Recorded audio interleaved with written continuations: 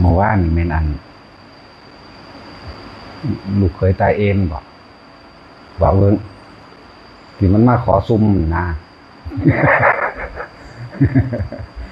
ลูกเคยตายเองมากับเมียพี่น้องตาคุ้นหัวล้านพวกกันลงทุนล้านได้ขึ้นลอยนี่ มันมากราบแล้วมันก็มาขอของขังต้องเตรียมน้ำเตรียมหยังมาหยาดพร้อมเด้แล้วก็อันบ่มีของขังบ่อาจารย์ขังแนวใดครับอันของติดโตไปหาค้าขายแล้วรวยหน้าของขังกูก็เห็นแต่คุกแล้วสุขภาพกันเข่าคุกที่สุขขังไว้ตัววันเลยบ่มันขังนั่นอุ้ยซุ่มกูก็บ่มีก็ขังไว้คือไก่กันแบบ น้ำมนต์บ่มีบอกมีฝุ่นยุสะกูหุ่นเอเล่อยู่เดียวนี่วะไปโตนเอาไปว่าขังขนาดเลยโตนอกโลกก็ถามดิสู้บ่ฟังกูเทศเลยบ่สู้มาแนวนี้บ่ฟังอยู่สั่นถ้าฟังมึงสิมาเบาอย่างกับแนวนี้อีห่านี่สั่นตัวบาด โอ้ยพวกปัญญาอ่อนเลยก็ดอก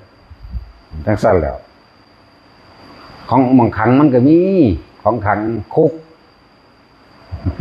ไม่ใช่ว่าล่ะมันบ่แม่นแต่คุกในโลกนี้เด้คุกตลอดวัฏจักรเลยวัฏจักรวัฏจิตคุกขังจิตใจของสัตว์ไว้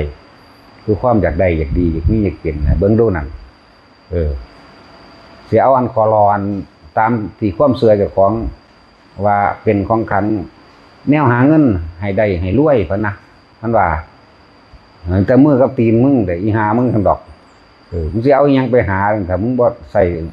กำลังแรงกายของมึงเองสติปัญญามึงเองนำหาเอาตัว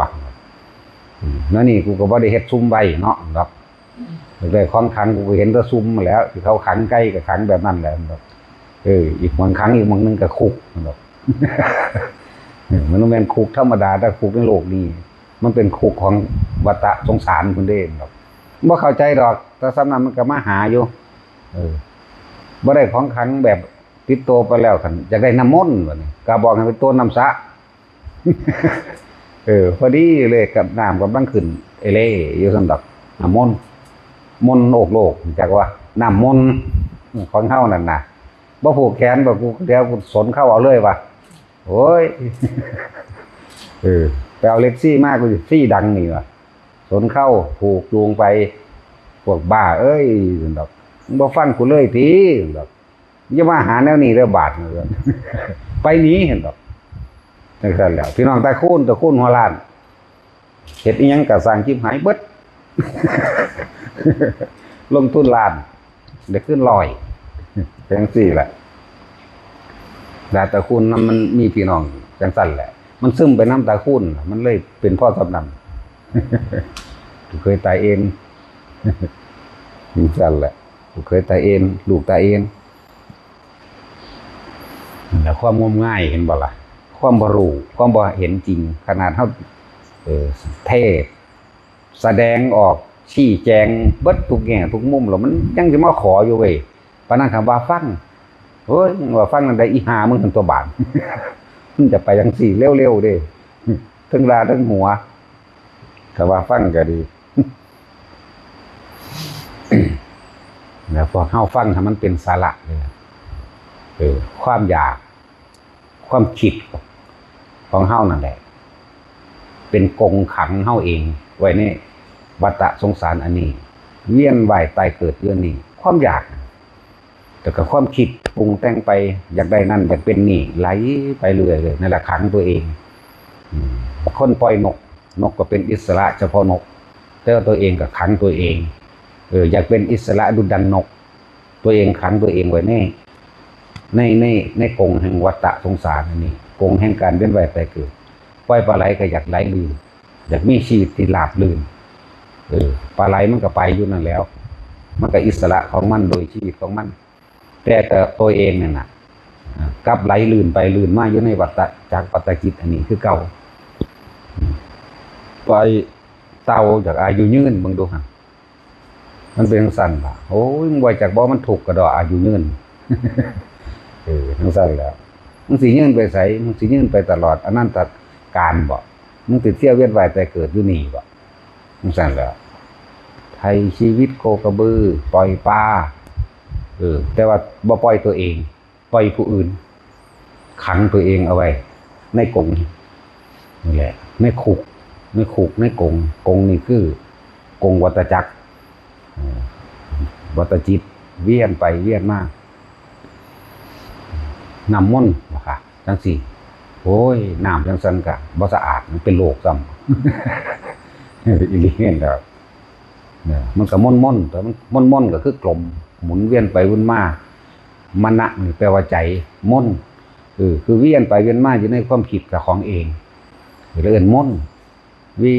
ยนไปอยู่ในความคิดออกจากโลกแห่งความคิดบ่ได้เกิดอยู่ในวัฏจักรวัฏคุกนี่แหละวัฏจักรวัฏคุกวัฏทุกข์นะ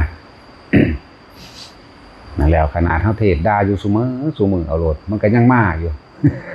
ไล่หนีกันตัวเนาะ ว่าลูกกูเจ้าอันกะโหลกนี่มันมีกะโหลกคือเขาสารอันใดกูก็บ่มีแนวใส่ขยะเนาะสู้กูสิเอาไปขังสู้ก็เลยบ่ให้ดอกนี้ว่ะหนีอยู่มาแนวนี้ไล่อีหลีเด้บ่ได้ไล่อีเหล่นเด้ จะมาเด้อถ้าเป็นแนวนี้กูค้านเรานำนั่นแหละทุกอย่างคนเฮาเป็นทุกข์เพราะว่าความอยากนั่นแหละที่มันทายเพราะว่าความเกิดแต่มันเกิดมาแล้วก็เพราะว่าความเกิดแต่ว่าก่อนที่เกิดมันจะมีความอยากความคิดของเฮาบัดนี้คิดหมุนไปอยากได้นั่นอยากเป็นนี่ในความอยากได้ในความคิดนึกปรุงแต่งไปน่ะวาดภาพไปพร้อมเด้มีรูปพร้อมเด้ในความอยากได้ในความอยากเป็นนั่นบ่ล่ะที่ว่าภาพจินตนาการแต่งเติมเสริมภาพเข้าไปใส่อารมณ์เข้าไปอีกเป็นความเป็นภพหรือได้ใส่อารมณ์บัดเกิดอารมณ์ พวกเข้าจังว่าให้มั่นใจตัวนี้เด้อทุกคนฟังดีๆให้มั่นใจตัวนี้เวลาเฮาคิดถึงผู้อื่นหรือว่าถ้าความคิดบ่อยู่ในโตสิเกิดโตเองเข้าใจบ่ถ้าความคิดออกนอกกายของเฮาเองเนี่ยถ้าความคิดบ่อยู่ในตัวเองก็จะเกิดตัวตนขึ้นมาคิดถึงบ้านไปเกิดตัวตนอยู่บ้านถ้าว่าตัวตนอาศัยบ้านเป็นตัวรองรับความคิดสัญญาเป็นตัวรองรับตัวนี้ความนึกความปรุงความแต่งอยากให้ได้อยากให้เป็นก็เกิดอารมณ์โตอารมณ์เป็นตัวภพนะแล้วอาศัยบ้านเป็นตัวคิดถึงก่อนอาศัยสัตว์เลี้ยงช้างม้าวัวควายหมูหมาแมวเป็นตัวคิดถึงก็เกิดรูปร่างตัวตนขึ้นความคิดนึกปรุงแต่งอยากได้อย่างนั้นอยากให้เป็นอย่างนี้เกิดอารมณ์2อย่างพอใจกับไม่พอใจพบเกิดนะคิดถึงบุคคลทั้งที่รักทั้งที่เกลียดเป็นบ่นี้พบเกิดล้วนๆพอมันมีอารมณ์พอใจกับไม่พอใจคือรักกับเกลียดนั่นแหละคิดถึงสัตว์ต่างๆก็คือกันนั่นแหละที่นี่ถ้าเฮาบ่คิดถึงกลับมาเลยกลับมาอยู่ในลมหายใจนี่แหละเวลาที่เฮาอยู่ในตนเองตัวตนเกิดขึ้นบ่ได้แต่ว่าเวลาเฮาไปอยู่กับผู้อื่นตัวตนเฮาไปเกิดได้นั่นแหละจึงบอกว่าให้เอาจิตอยู่กับกายลมหายใจนี่แหละคือกายอันหนึ่งของเฮาเองขณะเฮามาอยู่ในกายเฮาเองบ่เกิดกายเข้าใจบ่นี่ถ้าไปอยู่นำผู้อื่นเกิดกายเกิดรูปร่างตัวตนขึ้นมาเด้พบมันเกิดอย่างสั้นฉะนั้นให้มั่นใจเกิดยังขึ้นก็ช่างให้ทุกคนกลับมาอยู่ในลมหายใจเฮาสิละรูปฟังดีๆเฮาสิละรูปเด้นละรูปอันเป็นสัญญาต่างๆที่เฮาไปจดจำเอามาไว้บุคคลสัตว์สิ่งของทั้งหลายแม้กระทั่งบิดามารดาว่านี่คือบุคคลที่รักบุคคลที่เกลียดอีกเพื่อนฝูงหรือว่าสัตว์ที่รักหรือสัตว์ที่เกลียดต่างๆนานาสารพัดนั่นแหละเกิดอัตตาตัวตนขึ้นมาอัตตาตัวตนคือความรู้สึกที่ความพอใจและไม่พอใจเวลาเฮาคิดถึงบุคคลสัตว์สิ่งของเด้อแต่ว่าเมื่อไหร่ที่เรานึกถึงตัวเองอัตตาตัวตนเกิดขึ้นไม่ได้จิตมันสิเป็นอุเบกขาเป็นกลางเป็นความว่างเฉยยุ่งสั้นเป็นอุเบกขาเวทนา ย่างหน่อยๆแต่ละคนที่อยู่ในอุเบกขาเป็นได้ยังไม่ใช่หญิงยังไม่ใช่ชายที่ไว้ยังไม่ใช่หญิงยังไม่ใช่ชายจากบ่แต่เฮาคิดถึงผู้อื่นยังเป็นหญิงยังเป็นชายยังเป็นรูปร่างตัวตนบุคคลสัตว์สิ่งของความรู้สึกย่อมก่อเกิดเมื่อความรู้สึกก่อเกิดพบก็ย่อมเกิดนั่นมันยังเป็นหญิงเป็นชายได้เป็นสัตว์ได้บุคคลสัตว์สิ่งของได้แหละถ้าเรานึกถึงตัวเองคือลมหายใจเข้าออกบัดเวลานั้นตัวตนได้ถูกหายไปเพราะเฮาบ่คิดถึงลูกทุกอย่างอันเนื่องจากลูกบัดนี้นี่แหละวิธีละโอรัมภคิยสังโยชน์5เลยทีเดียวเพราะเกิดจากรูปถ้ามีรูปแล้วก็ต้องมีเมื่อมีรูปราคะก็ต้องมีอรูปราคะอรูปราคะคือสัญญาอารมณ์ทั้งหลายที่เฮาคิดนึกปรุงแต่งนั่นแหละอารมณ์นั่นแหละตัวภพบัดเรานึกถึงผู้อื่นก็เกิดรูปร่างตัวตนของตนขึ้นมาได้เกิดความรู้สึกความพอใจในลักษณะท่าทางบุคคลสัตว์สิ่งของที่ตัวเองคิดถึงเกิดเป็นอารมณ์พอใจและไม่พอใจนั่นแหละอรูปราคะรูปราคะความยินดีพอใจในรูปร่างลักษณะท่าทางบุคคลสัตว์สิ่งของอรูปราคะคืออารมณ์ความรู้สึกที่พอใจและไม่พอใจในรูปร่างลักษณะท่าทางแต่เมื่อไหร่เราน้อมเข้ามาสู่ลมหายใจของตัวเองรูปนั้นได้ถูกละออกไปแล้วเพราะเราไม่คิดถึงมันอยู่ในลมหายใจมันไม่ได้เกิดรูปยังขึ้นมาได้ได้น่ะเข้าใจว่าละบาทนี่แหละจึงบอกว่าเป็นวิธีละสังโยชน์5เลยทีเดียวถ้ามันบ่ว่าแต่สังโยชน์5เลยทีเดียวแล้วพวกเจ้ามันฮอดเจ็ดคุณสั้นแต่ว่านี่เฮาเว้าโดยตำรา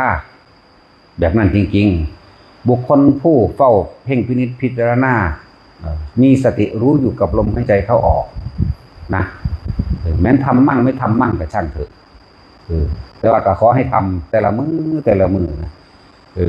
แล้วเฮามาตัดเอาบุคคลที่สิ้นใจในขณะ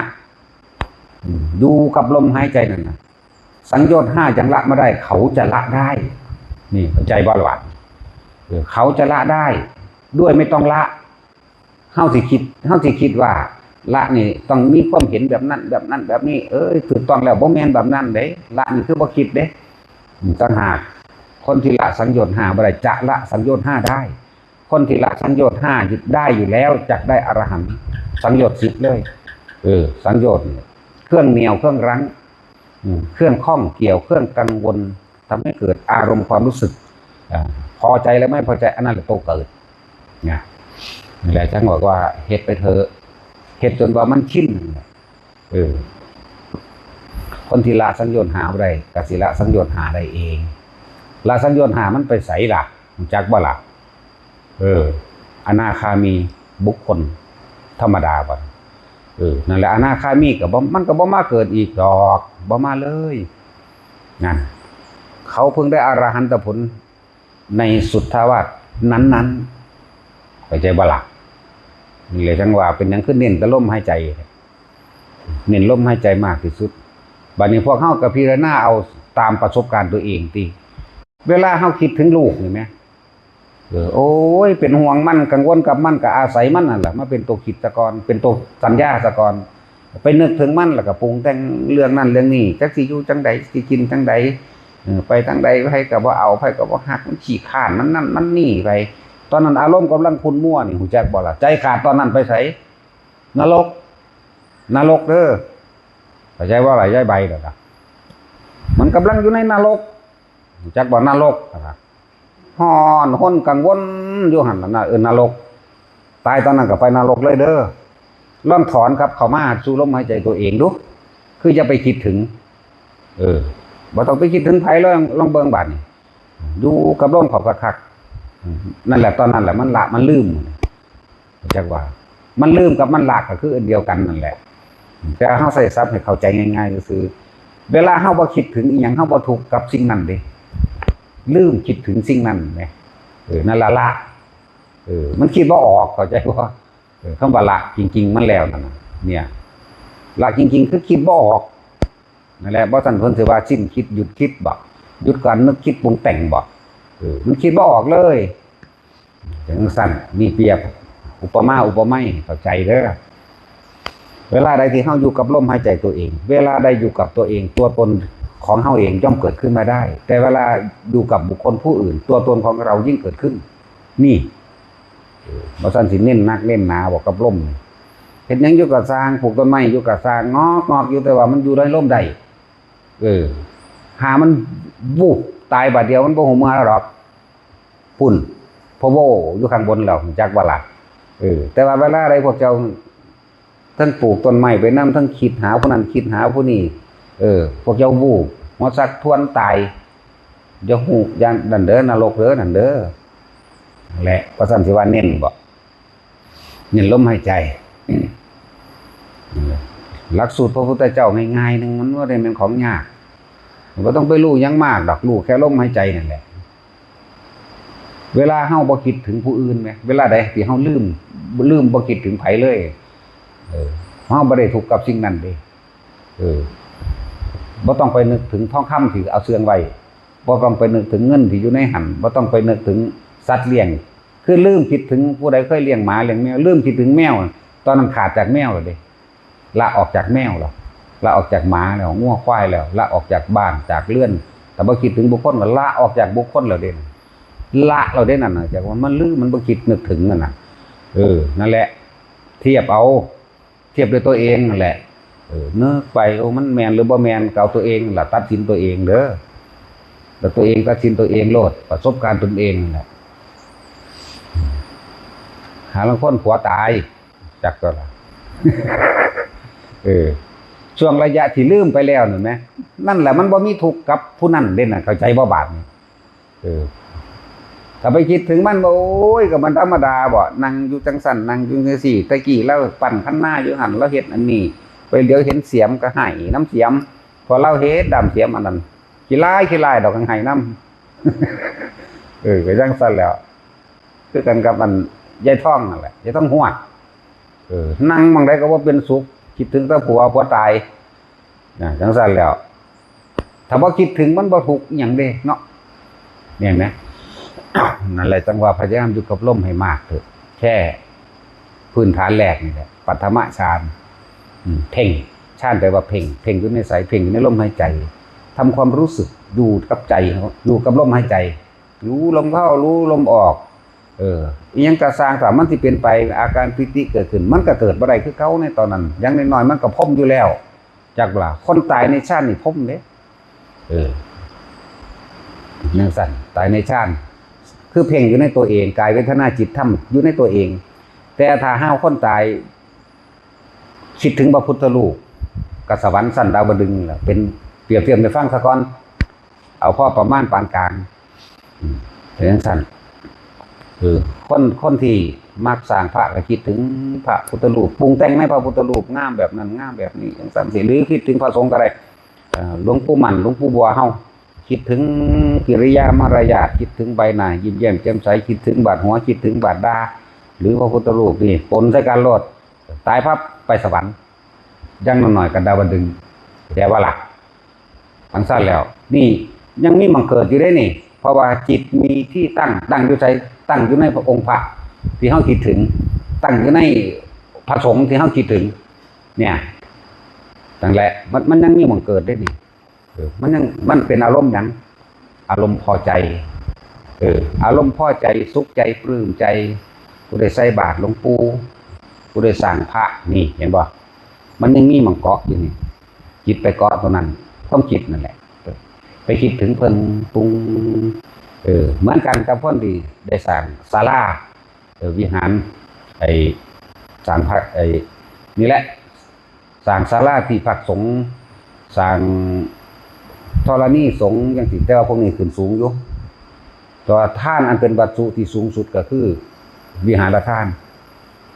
สูงสุดตัวนี้ไปนิมมารตีหรือปรนิมิตวสวัตตีพวกนี้แล้วถ้าคิดของกับบุคคลมีความหวังดีตายโดยความหวังดีโดยบ่มีสิ่งใดโดยบ่ต้องการสิ่งใดตอบแทนนี่บ่เป็นกลาง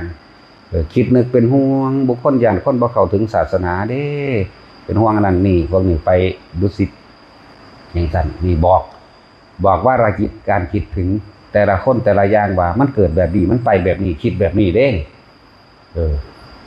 แต่ที่นึกถึงท่านบาดนี่ท่านธรรมดามื้ออื่นเอาหยังใส่บาตรมื้ออื่นเอาหยังไปจังหันมึงพอเนาะโอ้เอาอันมักมี่แล้วเว้ยอันน้ำเนี่ยซื้อขนมใส่จังน้อยแล้วก็นอนรับตายไปสวรรค์สันจาตุมนี่บอกละเอียดคักปานนี่ล่ะเด้อคิดแบบนี้ตั้งไว้แบบนี้อารมณ์แบบนี้ไปเกิดนี่เด้อทางลายก็บอกแล้วทางดีก็จะบอกแล้วทางบ่ลายและดีลมหายใจจักบอกนิพพานบ่มีบุญบ่มีบาปบ่มีลายบ่มีดีบ่มีผิดบ่มีถูกแต่ว่ารู้อยู่กับมันในความว่างๆหู้ดังอยู่ในลมหายใจโลดถ้าเฮาอยู่ในตัวตนจะหายไปถ้าเราออกนอกตัวตนจะเกิดขึ้นหมายถึงความคิดจิตกับผู้รู้กันเดียวกันอะไรสงสัยมันเอายังไปรู้กับมันกับเวทนาสัญญาสังขารวิญญาณกับจิตนั่นแหละมันไปจำเอาคิดถึงลูกคิดถึงลูกโอ้ยอยู่จังใดอันสันสี่บัดกูตายไปพระสิหาให้กินมึงดูนะแต่ของตายตอนนั้นเสือกลงนรกเลยสิบอกให้เด้อเร่าร้อนและกังวลนั่นแหละคำว่าบาปเลยความกังวลความเร่าร้อนความไม่สบายใจความไม่พอใจนั่นเป็นทั้งสั้นนั่นละบาปครับบอก แต่บุญเด้เฮ็ดแล้วท่านแล้วสบายใจกูได้ท่านกับหลวงพ่อโอ้ยดีใจเกิดนึกถึงก็เกิดคนลุกคนท้องกันมาเป็นปีติอ่อนๆพวกนี้ยังสิดีใจพวกนี้ไปสวรรค์อยู่หรอกได้สร้างอันนั้นได้สร้างนี่พวกวิหารทานทั้งหลายก็ไปสูงแน่ใหญ่แน่แต่ว่าประกอบด้วยจิตอีกอย่างหนึ่งถ้าเป็นทั้งวิหารทานทั้งธรรมทานทั้งอย่างแน่แต่ว่ามีความห่วงหรือบ่แม่นห่วงแบบมีหวังแบบนั้นเป็นดุสิตพวกนี้ถ้าปลื้มจิตปลื้มใจกับการได้สร้างวิหารทานธรรมทานปลูกป่าหมู่นี้สร้างพระพุทธรูปก็สร้างปลูกป่าก็ปลูกเฮ็ดถนนหนทางขุดเจาะบ่อน้ำและเรียกว่าวิหารทานคือธรณีสงฆ์อันเป็นที่สาธารณะพวกนี้นิ่มมากกับปรนิมนึกแล้วมันปลื้มตายซ้ำจากว่าล่ะนิ่มมากนรตีกับปรนิมมิตวาสวัตตีเห็นบอกมันเป็นธรรมดาเด้เรียกว่าท่านลงสุดในบรรทุที่ให้ที่มันเป็นสังฆทานใหญ่ๆนั่นน่ะเรียกว่าวิหารทานนั่นเองเรียกว่านี่บอกทุกกี้แล้วอันทุกจุดแล้วไปเกิดจาตุมเป็นทั้งสี่ดาวดึงทั้งสี่ยามากกับสวดมนต์ตะพื้ไปมันก็ไปดอกมันก็ปลื้มใจมักหลายบทสวดมนต์บทนั้นบทนี้มักกูมักตัวว่าเจ้าหันล่ะนี่ว่าเป็นกลางๆไว้ตะพื้อยากว่าล่ะแต่ว่ามีผลเด้อย่าว่าบ่มีเด้อคำสวดคือคำสอนของพระพุทธเจ้าแต่เฮามาเอาความหมายมันมาแล้วคำสวดคือคำสอนตะกี้ภาษาเพิ่นใส่แบบนั้นมันก็เข้าใจกันเลยคือเฮาเว้าแบบนี้เพราะว่ามีต่างประเทศเอาคำเว้าเฮาไปแปลนี่ก็เลยมาสวดคำเว้าเฮานี่เข้าใจว่าล่ะที่จริงมันเป็นคำสอนเด้อตายแล้วก็รู้เรื่องคือเก่านั่นแหละรู้ว่ามันแปลว่าจังซี่ว่าภาคพวกนั้นเข้าใจภาษาคือมันเป็นภาษาใจพวกนั้นน่ะ จังว่าการเกิดในโลกในเปรตเดรัจฉานก็บอกเกิดเป็นเทวดาก็บอกเกิดเป็นพรหมก็ทรงชาติก็บอกเข้าสู่อนาคาก็บอก